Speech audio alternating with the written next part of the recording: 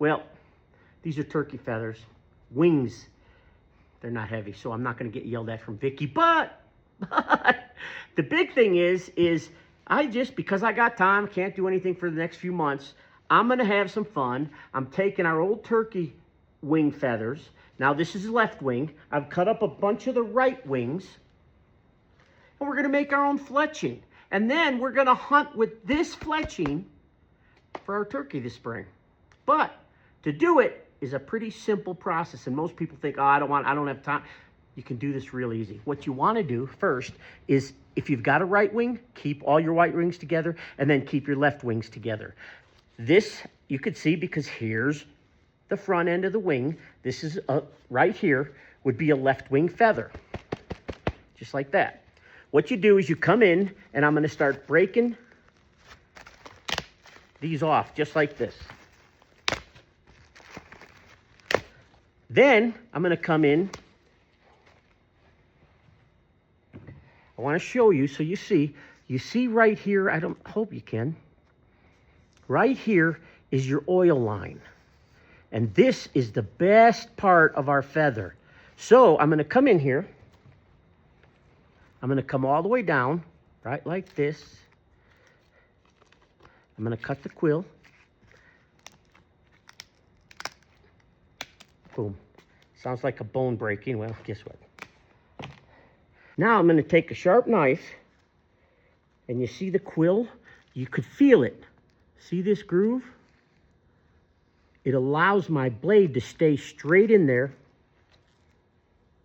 and cut this sucker in two.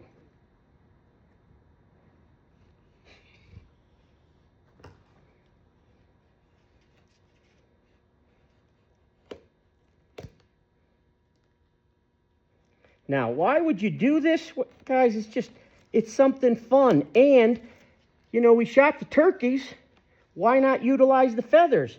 And it just gives you another point, really, of being one with the nature and utilizing everything that we're hunting. Again, I'm just taking my time, trying not to cut my fingers. Now, is it simpler and easier to go buy the packs? Yes, it is. But then you don't have an arrow flying with turkey feathers that you shot the turkey with. Why not have fun? Try it and do it.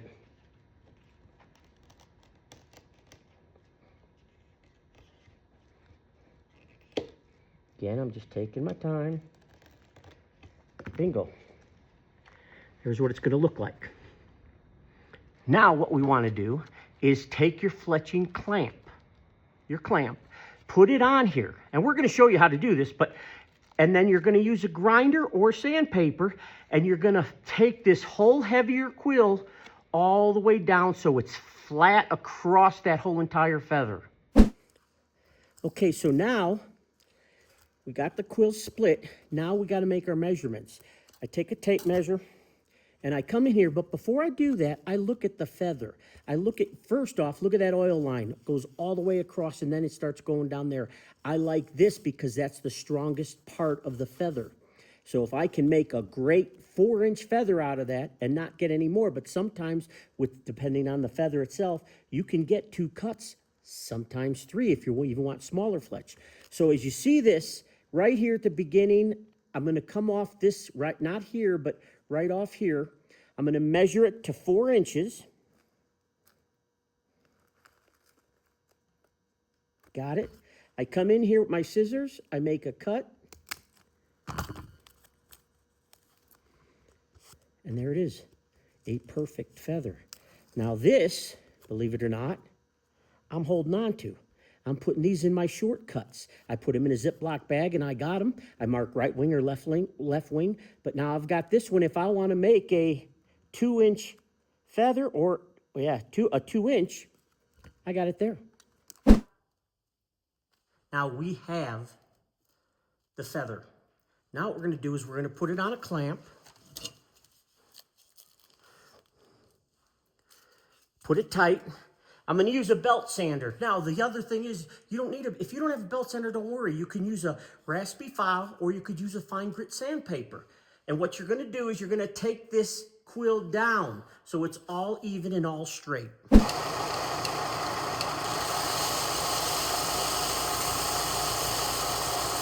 it.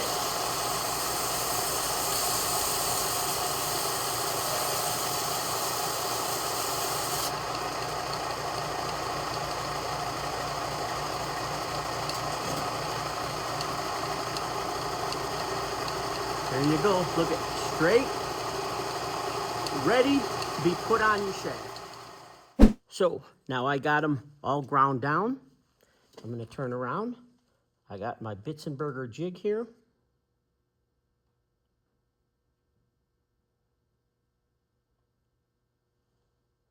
I'm going to apply glue to the flat surface. What I like to do is just dab that so the excess glue is out of there. And we're fletching. So we're going to wait a little bit. We'll fletch all 3 feathers on there, and then we'll take them to the burner. And I got a special note when it comes to the burner. Well, here you go. My Easton 5.0 fletched from feathers, from a wing feather of a turkey we shot. You talk about utilizing everything. Well, this was the way to do it. Now, this next process, I'm going to give you a little short story. I was 13 years old in Berwyn, Illinois, and I purchased a feather burner. Yep, at the archery shop. And I went downstairs. I grabbed some of Port Orford cedar arrows, put the feathers on, and decided I was going to make some really cool different patterns of feathers and see which one made more noise than the others. So I started and I continued to burn 24 arrows, all 3 fletch. So what is that? 72 feathers being burned in your parents' basement. Now back then in a bungalow in Berwyn, you know, the basements were all remodeled. They went right up to the 2nd level. And then the attic, if you had that done, that was normally bedrooms. It was my bedroom. But I quickly learned and got punished for making that house stink like burning hair for about a week. So then I had to do, if I was going to do any more burning, it was going to have to be in the garage with everything open. So, point well made.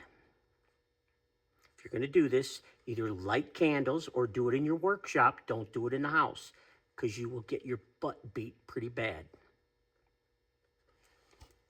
So this is pretty simple. You put it in here. You put it in this other receiving part and spin your arrow. Oh, look at that smoke.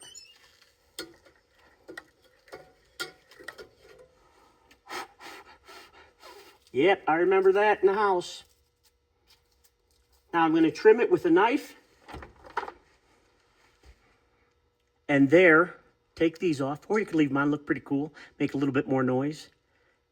There, right there, is my Easton 5.0 fletched with actual wing feathers from a turkey we shot.